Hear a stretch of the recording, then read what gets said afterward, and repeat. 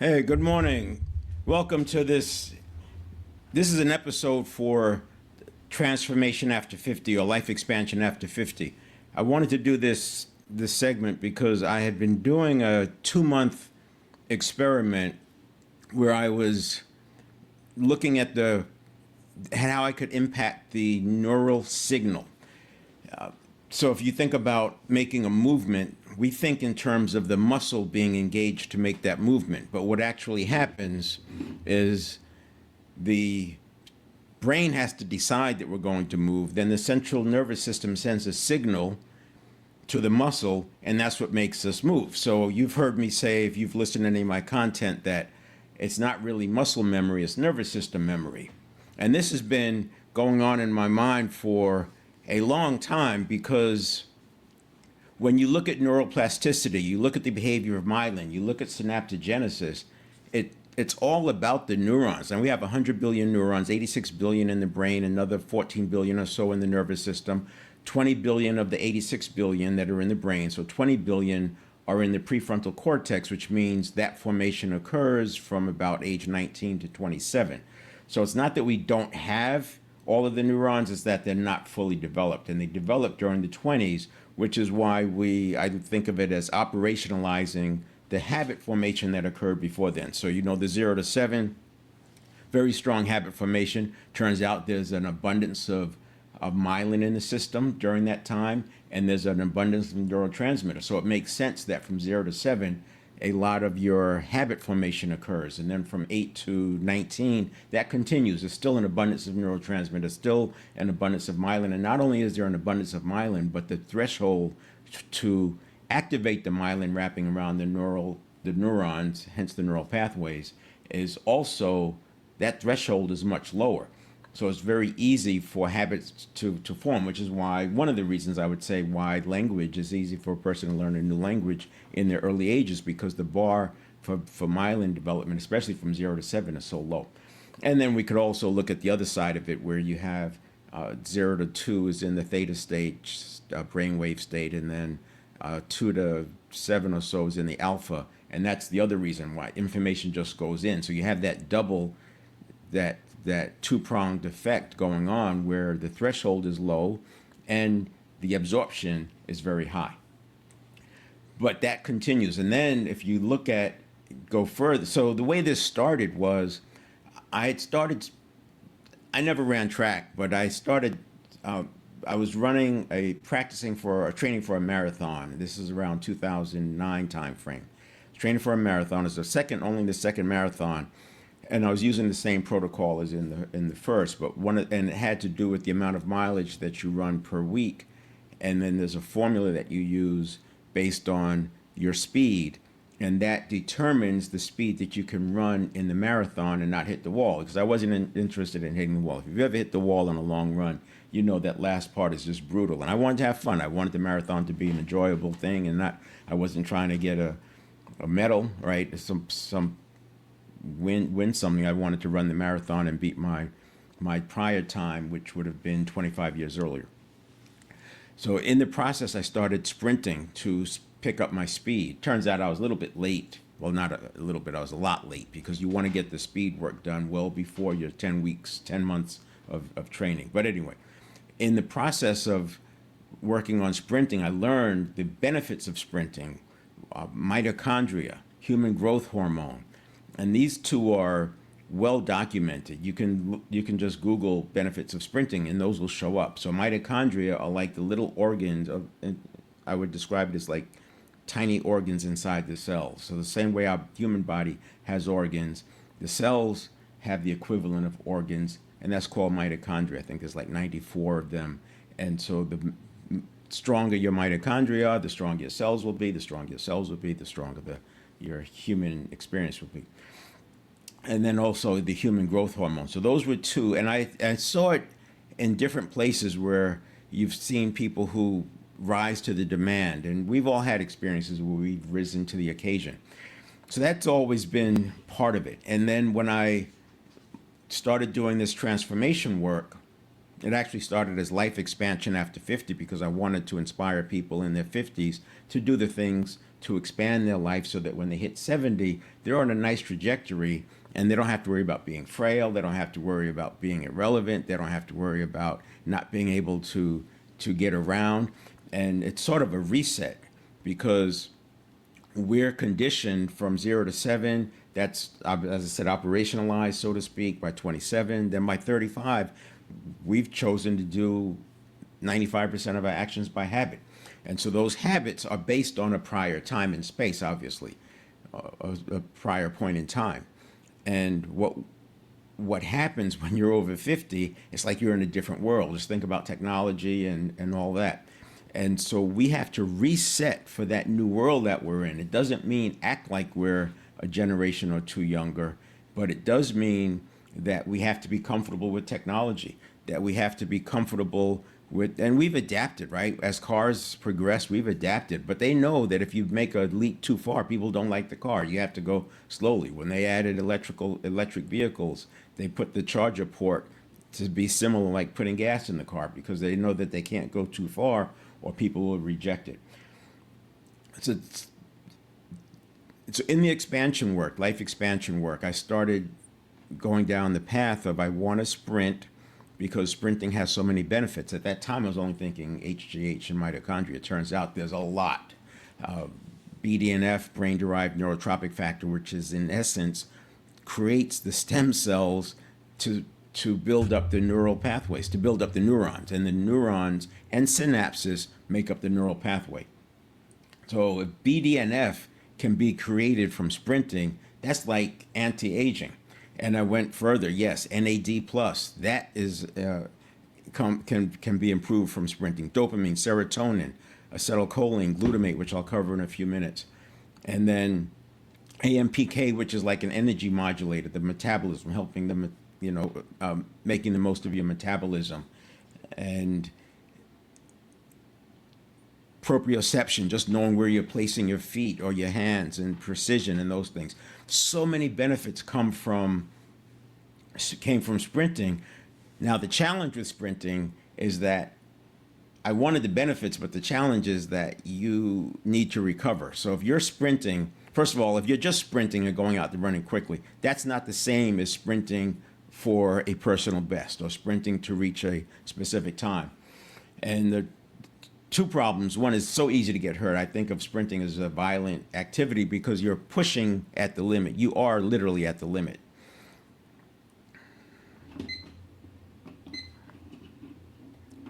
And so it's easy to get injured, but also because you're at the limit, it's like doing a max lift. If you lift weights, you know that the max lift requires about a week recovery before you try it again. So that's what's going on in sprinting. You need that recovery period. So I'm saying I want the benefits.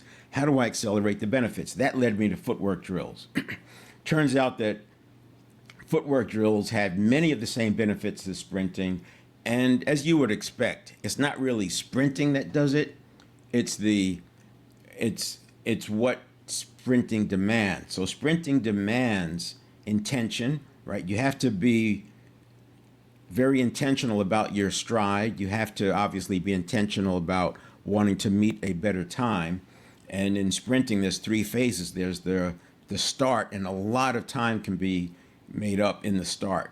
And then there's the acceleration phase where you're getting up to top speed, and then there's the top speed phase. And you could argue that there's four because the top speed, the challenge is that top speed is very difficult to maintain all the way to the end of the sprint yardage. Let's call it 100 meters. And so then there's a deceleration phase. So in other words, you have the start, which you've got to get going, because if you don't get going, then your acceleration phase starts later and you're just losing time. And then you have the acceleration phase where you get to top speed. Now, if you get to top speed too soon, you're going to have too much deceleration. And if you ever watched a sprinting race, a professional race, you'll see that sometimes it looks like the winner is pulling away from the crowd. Well, if you look at it, what's actually going on is, generally speaking, the crowd is decelerating. And that winner timed it just right, or maybe they've got the endurance. Carl Lewis was a very good finisher. He was able to maintain that top speed for a longer period of time. That's why I call it three phases. And then for me practicing, it's the start, it's the acceleration, and it's the maintain of top speed. And interestingly enough, when I've gotten hurt from sprinting, I've had him in all three of those. I would say the one that I'm most concerned about is the start, because you're really pushing out. You have groin and hip flexor activation that's involved, and then the acceleration phase is probably less so, but certainly that's where you're straining. You're putting out most of the effort. It was the top speed that gets me, because in the top speed you're kicking that leg is going out, and then you have to pull it back, and the hamstring just pops at that point because it's so much force that you're putting into it. That's probably not the perfect way of speaking it, but and it's really beyond the scope of this. The point is, it turns out that I could get the benefits of sprinting without the need of recovery and without the risk of injury from footwork drills. So I bought a ladder and I bought a bunch of cones and I started doing these footwork drills, and I went online and looked at drills for sprinting, agility drills. It turns out there's a lot of drills for soccer out there, and of course for sprinting, and they're different, but there's similarities. And what's cool about it is, once you have a set of cones, and I have the two kinds, I have the tall cones and I have the flat cones, and once you have that, you can create just about any course. I had a blast going out and looking online for different drills I could do, and then I would apply that drill, find out my favorites, and then before I finish that point, though, about the footwork drills, there are some observations that happened. One of those, obviously, we know that there's an age decline. So you have this. I used to say in my 40s, I noticed I needed more recovery. The 30s, I was fairly able to perform like I was physically, like I was in my 20s. But in my 40s, I noticed I needed more time to recover. And I used to feel like if I was lifting weights, progress was harder, because by the time I recovered, I lost the gains. You may know that you when you lift, you gain, and then that gain lasts about 2 days. Well, if you're not able to keep lifting, you lose the momentum. You're just going up and back down. You're not making the stair step. And I attribute it to recovery. Then in my 50s, I noticed obviously it was agility started going away, but and more. I needed more recovery, so gains were harder, but I could still get them. In fact, the most I ever lifted in my life was in my 50s. That was 285 pounds on a bench press. That was in my 50s, so that was still possible. And then in my 60s, it was much harder to build and gain strength and maintain strength. And in the 70s, definitely a big change. I noticed the mobility. I noticed the more difficulty. So those were some observations. Another observation is that each decade we gain about 10 pounds. And that was something that was said, but it happened for me as well. And you have to literally, what I would tell people now, you have to change your habits. You've got to understand that your body's going through this metamorphosis over your life, and you're going from having this much muscle and this much fat to this much muscle and this much fat. And that's happening. Now, it's not happening exactly every decade, but it's noticeable. And if you recognize that your muscle mass relative to your fat is going down, you have to do things on purpose to slow that down. I don't know if you could stop it, but that gets into some of what I'll be talking about today. But you can certainly slow it down, and you have to do things differently. So another observation was that in my 60s, going to failure didn't work anymore. So I would lift weights and I would go to failure, but I wasn't gaining. And that was weird, right? And then I got into these debates. I was working with some influencers. I was in the motorcycle business, and I was around a lot of millennials because of the motorcycle scene and the using influencers to market my products. And we used to get into these debates about I didn't get sore, and I didn't know why. I didn't know if it was because of the Ranger training kind of broke. In Ranger school, you end up breaking a few things, right? You break from your past, and life is just different after that. You talk to any SEAL, any Ranger, they'll tell you, is, yeah, it's different. Your pain threshold, how you handle pain, how you deal with stuff is different. And I thought maybe it was that. I just couldn't remember, why don't I get sore? That was an observation which I'll cover. And then, but it has to do, it's related to going to failure. The other thing, I don't know if back in the late 90s, early 2000s, there was this big thing about you walk 10,000 steps. It's still out there, but I first heard about it in the late 90s, early 2000s. You walk 10,000 steps, and people were losing weight. And I was in the organization where everybody's like walking the 10,000 steps, and they're losing weight. They've got their pedometers on, etc. And then I noticed, though, and it worked. But then I noticed the next time I attempted to lose weight by walking 10,000 steps, it didn't work. And that was interesting. And that's happened with other things as well. You know, something that worked in my 20s or 30s did not work in my 40s and 50s. And I was speaking about weight, losing weight or gaining strength.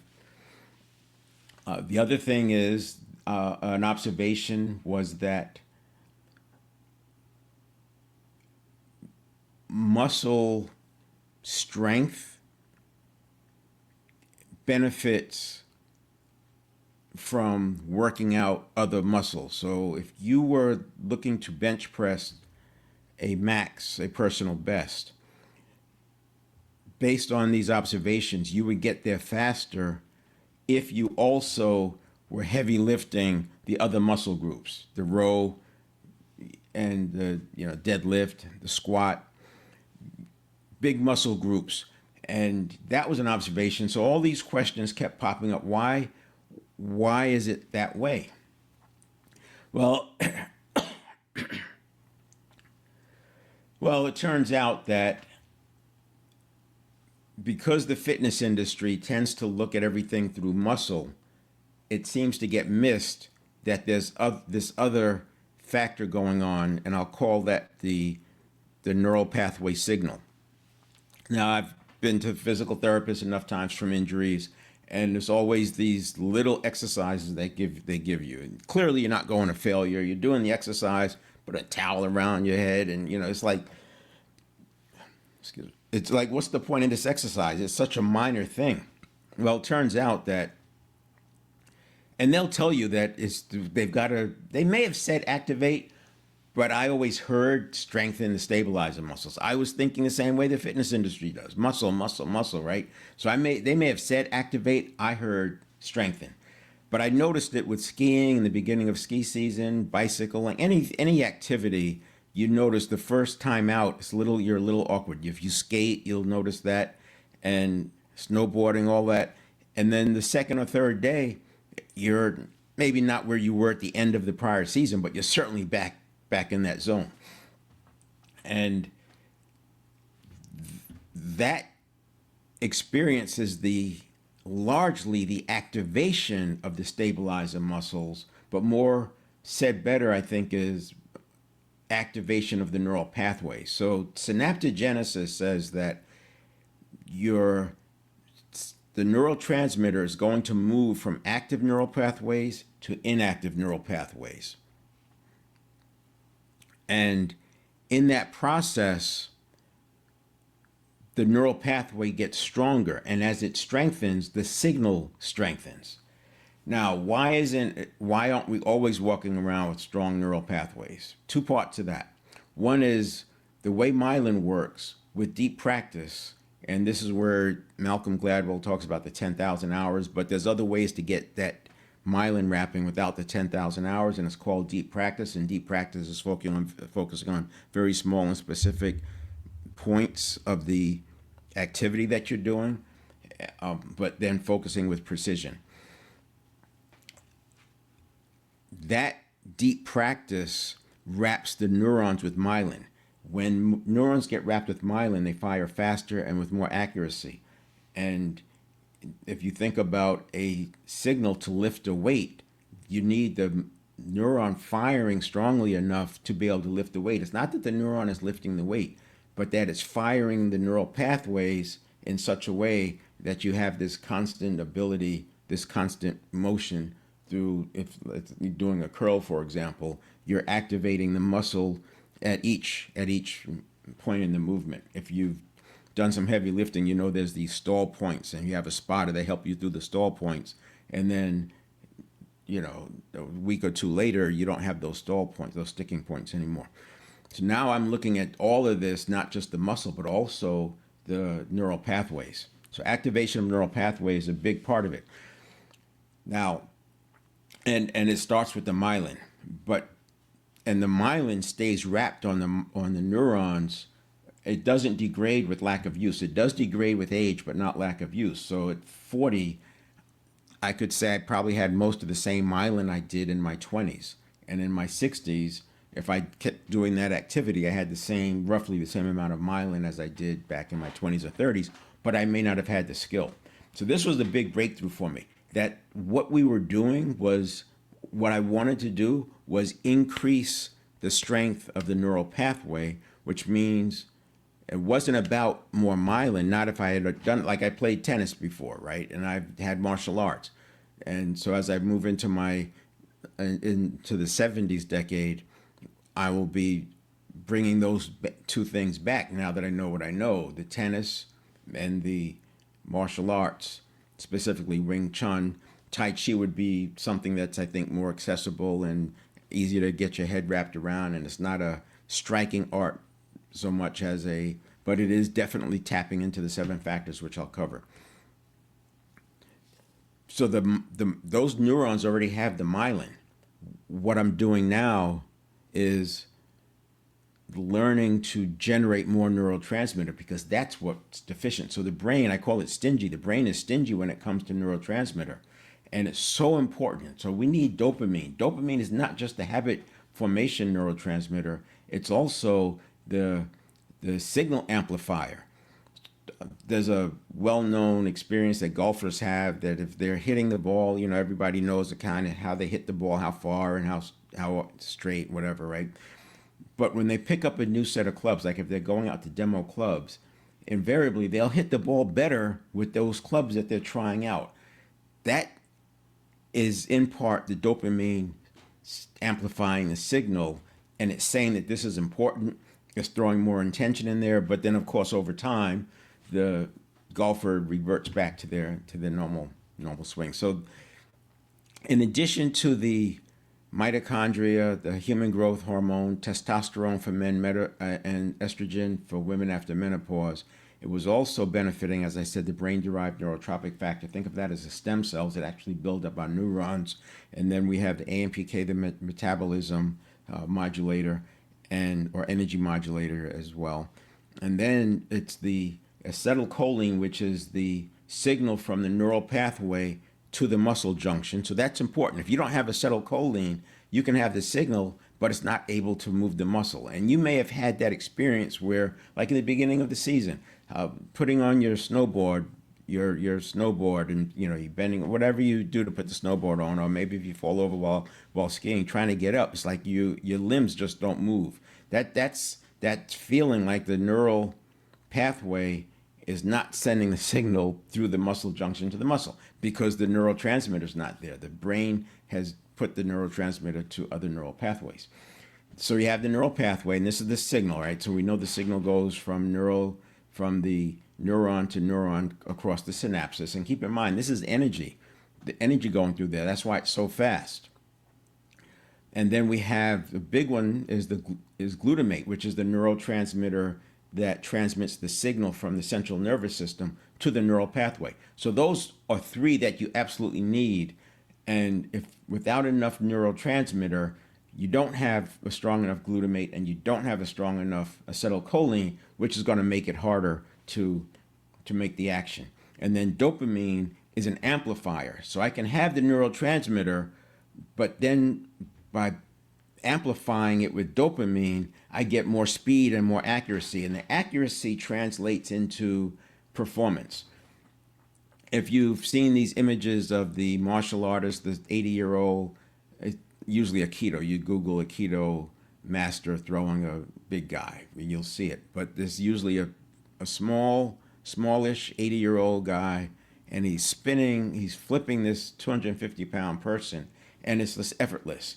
And the way I look at that is, it's think about the hundreds and hundreds of neural pathways that are involved in that move, but each one of them is firing precisely at the right time. So it takes the person's momentum and transmits into the move that the master is making, but it's all timed so perfectly, and that's why it looks so effortless. And you'll see that with Tai Chi, the strength that comes out of Tai Chi. People do Tai Chi and then standing, Bakwa, and those things where they get into this standing, and it's like, why is that beneficial? Why are the slow moves in Tai Chi beneficial? Because they're strengthening the neural pathways at each move. So how many neural pathways are there? Well, there's 100 billion neurons, and each neuron is connected to anywhere from 1,000 to 10,000 or more other neurons, and those make up neural pathways. So there's hundreds of neural pathways involved in just one small movement, and it makes sense that the brain wouldn't have all of those neural pathways active all the time, and it prefers not to expend that energy, which is another problem, right? Because as humans, we are looking for the efficient way and to make it easy, and that's the homeostasis effect. The body wants to get into to stabilize, and that stabilizing is the homeostasis. And this is why you hit plateaus when you're lifting weights, for example. You hit these plateaus. It's not just the muscle needing a break. It's that the neurotransmitter has gone back to other neural pathways because the brain feels like, okay, we've arrived. We're good to go here. And this is why we need the progression. So I'll talk about the seven factors.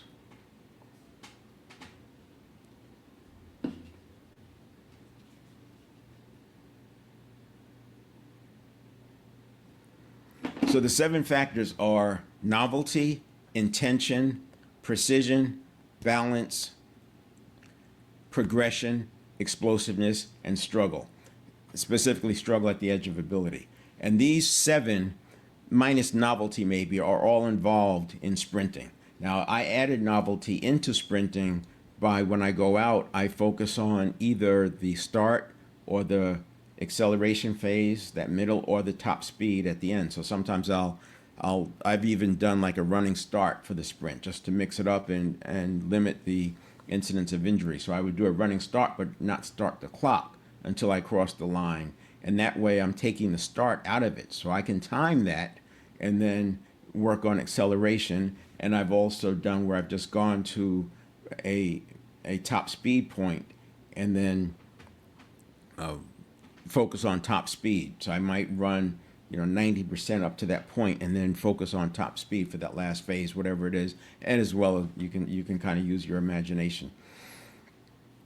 All right, so let's go through the seven. So novelty and why footwork drills work. So with novelty, I would change up the cones each week. And the objective, by the way, I should say, the objective was to flood my body with neurotransmitter. Knowing that the brain was stingy about it, I wanted to flood the body with neurotransmitter. I talked about homeostasis. What I didn't mention is allostasis. So allostasis is looking ahead and predicting how much demand is going to be needed. Now, allostasis is not the opposite necessarily. It's not the opposite of homeostasis. Homeostasis is trying to get everything equalized, status quo. This is why we hit these plateaus. A person does 35, 40 push-ups. They're kind of stuck in that zone, 35 to 40. The way to get out of that zone is by using these seven factors. Allostasis is what comes into play when you use the seven factors. So using push-ups is a very good example, and you could do this experiment yourself, whether you can do a real push-up or not. If you have to do a push-up on your knees, I think that would be better than doing a push-up using like a table or a counter, because the push-up on your knees is involving more of your body. You're involving some core. So if you can do a push-up on your knees, let's say you can do 15 push-ups on your knees. If you can't, then you may have to go to a counter. But either way, what we're going to do is drop to 20% of that number. So let's say you can do 20 push-ups. Regular push-ups on your knees or on the counter, doesn't matter, 20 push-ups. What you're going to do is you're going to go to 4. And then every day, just add 1 push-up, 1 rep. So the second day you do 5, then you do 6, then you do 7, then you do 8. When you get to 20, go to the next level. So if you were doing counter push-ups, then you could go back down to 4 and do knee push-ups. If you're doing knee push-ups and you get to 20, then you could go back down to 4 and do regular push-ups. If you can't do a regular push-up, then do more on the knees, but don't just stop at 20. Do 21, 22, 23. Keep adding one per day. This is activating the allostasis.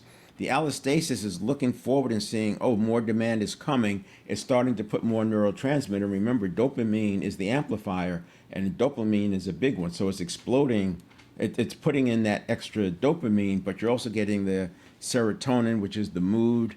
And I'll just stick with the neurotransmitter. You have the acetylcholine and the glutamate. All of those are strengthening because the allostasis is saying more demand is coming and it's throwing more neurotransmitter in there. That was the philosophy that I brought into, and you could Google all of that.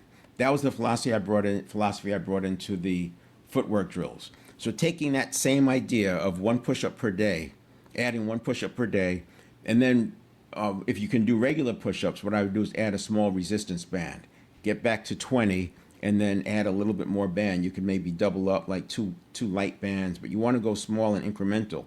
The reason why we want to go small and incremental is because we're working on the neurotransmitter. We're not working on the muscle. And if you start going up too fast, too soon, you're now engaging the muscle, and then the muscle needs recovery. And in that recovery period, the allostasis is not seeing the continued need. That's a very subtle but important distinction. When you interrupt your progression with these days of recovery, the net effect is the allostasis is saying, oh yeah, demand comes, but then it drops. Demand comes and then it drops. But by doing one per day and staying well within that zone, the allostasis is saying we need more neurotransmitter over there. We need more neurotransmitter over there. And you don't want to hit the muscle. That was a big, big takeaway. I kind of knew that, but I didn't know the impact that it would have on the process. So let's talk about footwork drills, and you can use cones. Like I said, just do a four cone drill, and the novelty I brought that in by doing different courses, new cones. I would look on YouTube and find new courses to try. The intention, I always had an intention, so I have a warm up. Although I changed the course often, or almost each time I went out, I used the same warm up because that was my warm up. It was a good warm up, and it brought everything in. It brought in the side to side, it brought in the forward, it brought in the back, and it was a way for me to also add in some explosiveness and some bounding. And then, so the intention, that was the intention. Either I'm warming up or I'm working on better timing.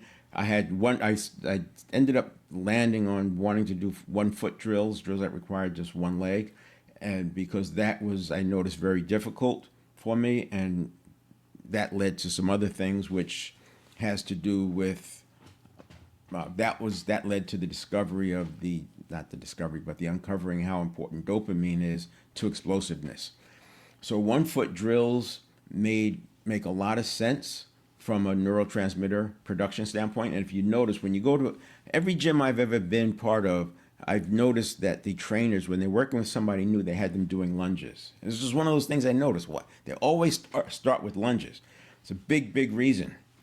And with that one leg and the balance and the precision and doing that work, you're flooding the body with neurotransmitter. While that's not necessarily an explosive move, it has the same makings of an explosive move because it's the one leg and you're coming from low to high, and it's adding in the balance as well. So the intention, then we have precision, and I kind of just talked about that with to do a lunge, you need some precision, but certainly with the footwork drills, I needed precision, and I would play games with myself like tighten up the cones, and I would want my foot exactly in the middle just to add the precision in. Balance comes into play with the 1 foot drills, but also doing the different cone movements where you're adding speed, you have to be balanced because you're doing short steps to make direction changes. So you're adding balance in there. Then the progression, I added hills and I added timing. So by adding hills, so in other words, you could take the same course and you change it to be on a hill, and like shuttle runs up and down the hill. You could do I've done my warm-up drill on the hill. So one way I'm going up, the other way I'm going down. But this is a way to add progression. And then also timing. I would set up on the basketball court so I could put the cones in the same exact place. I would use the markings on the court, foul line, etc., center court. And the key, and I would put the cones there and then do footwork drills specifically that I would time, and I'm using the basketball court so that I have a reference point and come back to. And the other thing I did was wear a weighted vest. So I have two different vests. One is a 20 pounds, always 20 pounds, and I use that for walking. And that's the vest I do when I like sprint up hills. Because 20 pounds, and I should say it's not an all-out sprint. I'm running as fast as I comfortably can with the 20-pound vest. But then I have another vest where I can add one weight at a time, 1 pound at a time. So it starts at 4 pounds, and then you can add 1 pound incrementally. And that's the one I use when I do footwork drills, and I'm also now using it for sprinting. The reason I'm using it for sprinting, obviously, it put some more demand, but I can add one weight. I only sprint once a week. I don't add a weight every week. I'm adding a weight per month.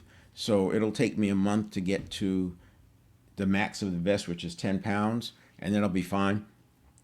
But I'm adding one per month because that's only 4 sprints per month that I'm doing. And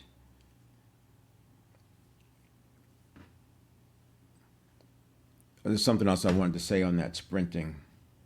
Yeah, so the other thing is that by sprinting with the weight is that it limited the incidence of getting hurt because I have to be much more careful. I'm adding more precision. Now, that said, I would not be sprinting with weights on if I was competing because you want to compete the same way that you're doing the running. But because I'm building up my strength, my neurotransmitter signal by sprinting with the weights, it slowed my time down, but not as much as you would think. Part of it is because I've lost weight. So I had a goal when I first started this thing 2 months ago to reach my sprinting time of 5 years ago. Well, I've almost hit that right off the bat. Not right off the bat, but within a few weeks I was close, and then I got hurt. And I realized, I'm almost 15 pounds heavier than I was at that time. So I looked at my time from 10 years earlier, where I was around the same weight as 5 years earlier. And I am now going after beating the time from 10 years earlier. So getting back to that same weight is part of it, and that's just healthy anyway. And I'm using the weight. So if you look at it like this, of the 15 pounds I needed to lose, I've lost 10. And my weighted vest, I'm sprinting with 7. So actually, it makes sense that my running hasn't really slowed down, even though I'm intentionally not working as hard because I don't want to get hurt. It's interesting. So I have a warm-up run. I do like 250 yards 4 times. I'll do that run 4 times to warm up, and I'm building my speed up. I can almost hit my same time on that run with the 7-pound vest as without the 7-pound vest. And I attribute it to the fact that I've also lost 10 pounds. So I'm not carrying more weight necessarily. So that was the piece about the vest. And these are, so progression was adding the weight into the vest. And then we have the explosiveness, and that's the 1 foot. So that's how I get in the 1 foot. But there's also another move I do where you're stepping across cones, and then from the last cone, you bound all the way back to, so from the last cone, you bound back to 2 or 3 spaces. And that generates that brings some explosiveness into it. So I do that for explosiveness, but I also have drills where I have to start off. So I'm timing it, starting off, right? Running up hills is explosiveness. The reason I run with the weighted vest uphill is for explosiveness. Starting off sprinting, working on just the start, that's explosiveness. And then the last one is struggle at the edge of ability. So I'm always adding struggle. It's either perfecting the steps on the cone drill, it's either adding time, it's adding a hill, it's stretching out the cone, just moving the cones closer together. So all that to say that it turns out that the neural pathway focus, strengthening the signal, is almost like anti-aging. And when you add on this thing that doctors will tell you, every doctor I've been to says that supplements don't work, but yet you see them selling supplements and having testimonials that the supplements do work. So when you look into this, what you see is that the body's going to get whatever the body needs. It's going to extract the nutrients from the intestinal tract that it needs. And if you eat garbage, it gets what it needs. If you eat clean, it gets what it needs. What's not so obvious is that when it has to work hard to get, and when I say gets what it needs, if you measure the blood, the pH value of the blood, like 7.35, 7.45,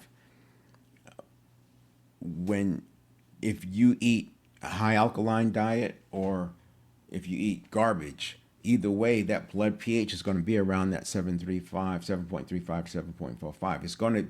The body's going to do what it needs to do. But when you're eating clean, the body doesn't have to work so hard to get to that pH level, which means you have less oxidative waste and you have less inflammation.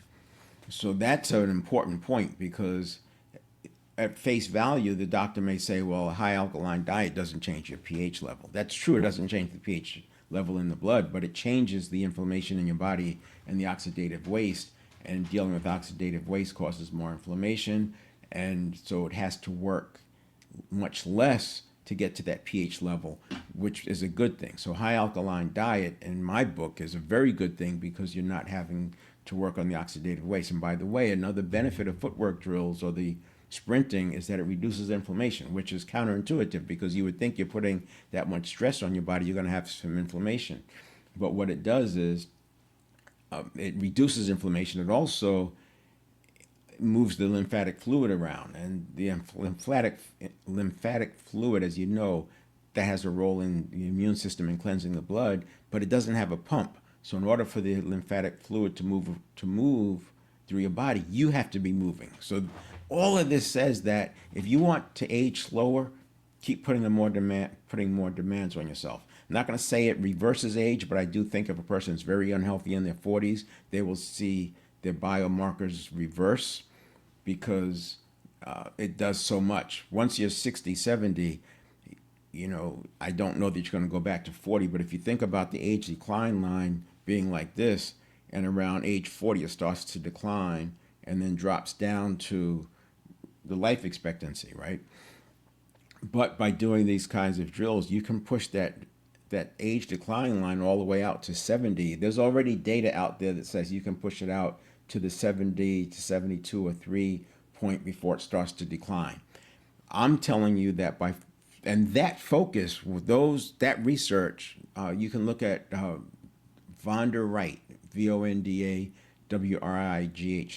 She talks about a lot of this, but like most of the people in this industry, they talk about it from a muscle standpoint. There's a great book, Body by Science. I highly recommend it.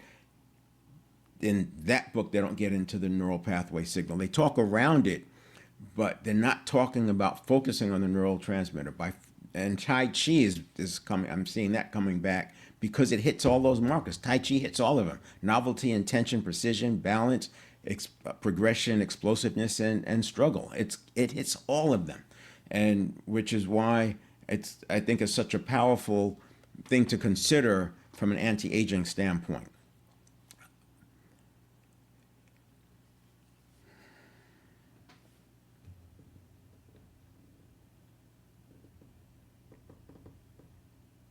So the so what here, I guess, is a good way to summarize what I learned over the 2 months. Number one, I will continue doing neurotransmitter focused working out. It doesn't replace my regular lifting and working out. I still go to the gym. I have regular workouts, but I've gone from like riding the bicycle 4 times a week to riding the bicycle once a week because I've replaced those other 3 days with footwork drills and running uphill with the weighted vest on and sprinting. I also lift, and I will continue that. So there's definitely neural pathway or neurotransmitter focused exercising, and then there's muscle building exercising. And they go hand in hand because as I strengthen my neural pathway, guess what? I can now push my muscles to failure. That was the huge eye-opener, that I couldn't push my muscles to failure, the failure that tears the muscle down, that makes it rebuild stronger, because I didn't have enough neurotransmitter. I didn't have a strong enough signal to push the muscle to the point where it would tear. Huge, huge breakthrough. This was just random. I was invited to go hiking. I went on this hike. It turned out I was on a scramble. Scramble would be where you're having to use your hands in order to climb. So if you think about these rocky hikes, right, you're having to use your hands and feet. You can't just stand up straight. You're having, because it's too steep. So you're having to use your hands. And this particular one had so many vertical sections, it had ladders. So there was like something like 50 rungs spread out throughout this hike, and two or three here, three or four there, because you were going like straight up the wall sometimes. And I was scrambling a lot, so I was using my hands to climb this hike.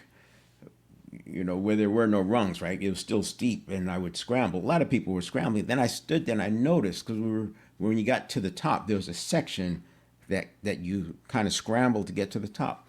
I noticed these two people, they obviously experienced hikers, and they came up that section standing up, walking. And it struck me right then and there that how important that one leg strength is, because they were not scrambling.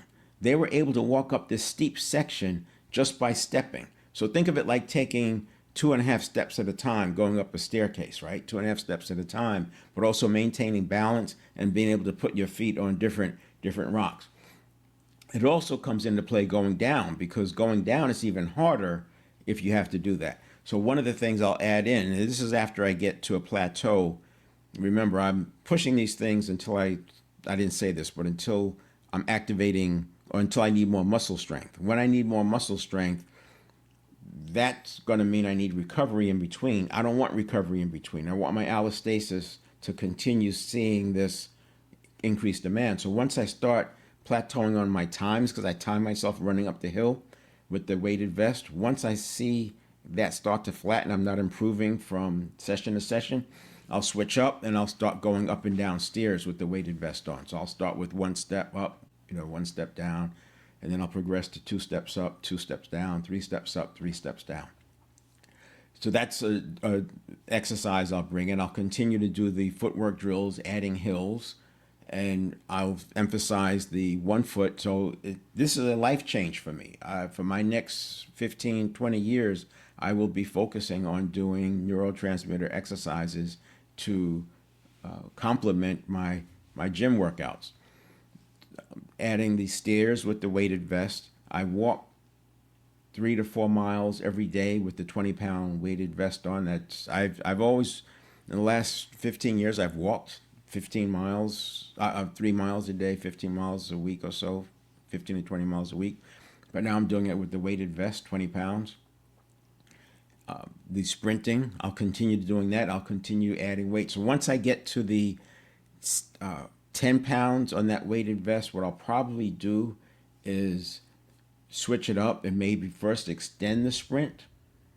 And then once I get to a time there, I'll probably come back and do a shorter sprint. Like instead of 100, just do 50 or 40 meters, just to work on the acceleration, the start and the acceleration, because by then I should be in a place where I don't have to worry about injury. And I'll start with the 4 pounds, and then, or start with no weight, add the 4 pounds, and then just 1 pound. So these are the exercises I'm doing. And then the other one is hiking. I am actually going, hiking was not a thing for me, because in my mind, hiking was always just walking along a trail.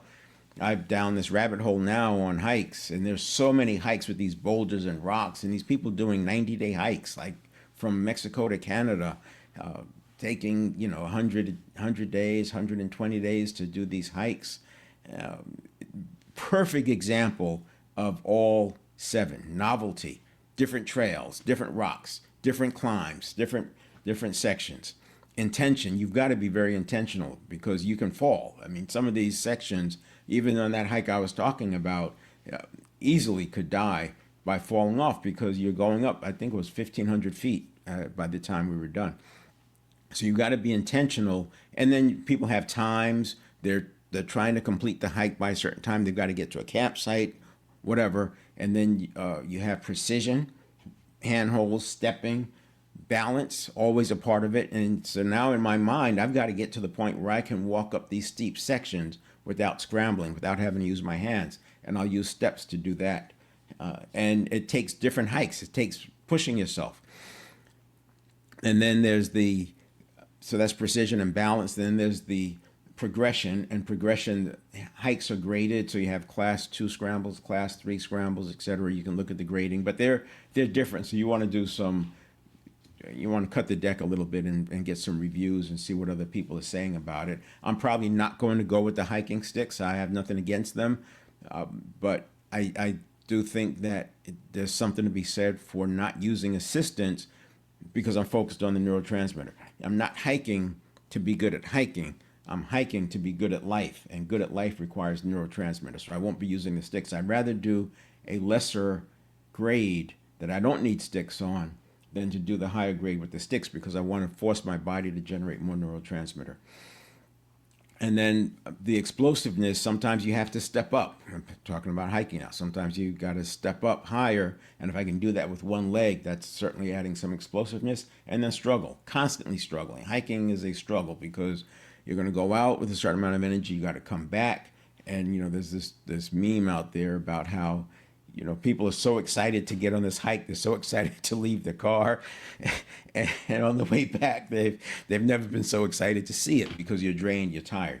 I want to bring in 2 points because I made this thing about the sticks. So one of the observations I've had, so I wasn't paying attention to this until I started this quest, but I have a low chair that I sit in. It's the chair I use for meditating. It's a nice relaxing chair and it's low, and I tend to use my knees to stand up. I put my hands on my knees to stand up.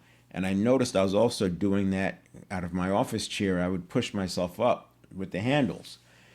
And so I applied the neurotransmitter idea to those two things. And I started just using one hand to get up and then the other hand just one at a time. And then I used my knees to get up. And I very quickly got to the point where I wasn't. So now I do not use my hands to get up out of the chair. So I was probably, although I wasn't thinking about it consciously, I was probably at a point where I'm saying, you know what, I'll be using the arms of the chair to get up for the rest of my life. This is just the way it is. No, not true at all. It wasn't muscle, it was neurotransmitter. I was thinking I have to get stronger to get up out of the chair without using my arms. The arms of the chair. No, neurotransmitter. Same with the low chair. I don't have to use my knees. I can just stand up. I'm putting more, so that's why I was talking about the sticks. And then the other thing with the weighted vest, one of the things I noticed, because I'd started at a mile, then I pushed to 3, then 4 miles. And one of the things I noticed, especially if I'm coming back, let's say I use the vest to go to the store and buy some groceries or whatever. Now I'm carrying them coming back. So now I'm got the 20-pound vest on and I've got another 10 or 20 pounds of stuff in my hands. And I would notice that sometimes I would get tired on the way back. When I trained with this Navy SEAL back in Ranger time, and I remember this, we were carrying these 70-pound rucksacks. So we were like simulating patrolling behind enemy lines, where everything you have is on your back. 70-pound rucksacks plus your weapon and your patrolling. And so you have to take these breaks, right? And I noticed this guy, he would always, when the break was over and it's time to get up and go, we would put on our rucksack and you got your early group and you have your middle group and you have the late group. We all get there because we're Rangers, right? You get there. And this guy would always stand up tall and ready to go. And then the first steps off, bam, bam. He's walking like he's fresh, just starting out on a marathon. He's fresh, right? And I noticed he did that every single time. Now, so with my weighted vest, I notice when I start feeling like I want to slouch, I just find something to sit on. I take a break, gather my thoughts, I get up, and I stand up strong and go. What's happening is we're signaling the nervous system. We're signaling for that dopamine to kick in, that amplify the dopamine. So that slumping is coming because the muscles are tired, and because we're allowing ourselves to slump, the allostasis is backing down. So we want to make sure you stand up tall. I'm only throwing it out there because if you start using the weighted vest, I would say you're better off, if you're tired, take a break. So you want to be standing tall and strong when you're walking with the weighted vest on. So that's going to be it. I will be hiking. I'll be doing footwork drills. I'll continue working out. I'll keep it fun. The nice thing about the footwork drills and going up and down stairs and using the weighted vest is all novelty. So it's always fun. It's not hard work. And I'm going to be using tennis. I like tennis because it has the grading system, 3.30, 3.5, 4.0, 4.5. And there's also tournaments you can play by age. And then I like the martial arts because there's a natural progression, forms, and things you've got to be able to do. So all of those things tie into the same thing about progression. I'm not doing the martial arts to be good at martial arts. I'm not doing the tennis to be good at tennis. I'm not doing the hiking to be good at hiking. I'm doing all of those to be good at life because we need more neurotransmitter to be good at life. And I'm going to leave you with this thought that what we're doing is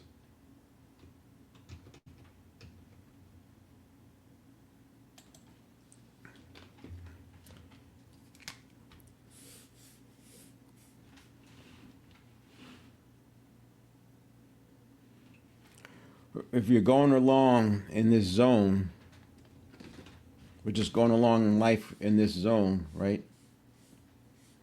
And what we're doing, what we're talking about here is we're going to make a shift. And we're making this shift for transformation. And so this is your homeostasis.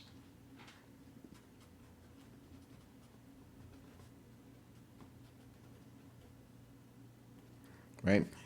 And this is the allostasis.